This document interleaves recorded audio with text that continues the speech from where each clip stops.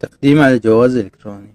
أول شي تروح الموقع حجز، تكتب اسمك الرباعي، رقم تليفونك، رقمك الوطني،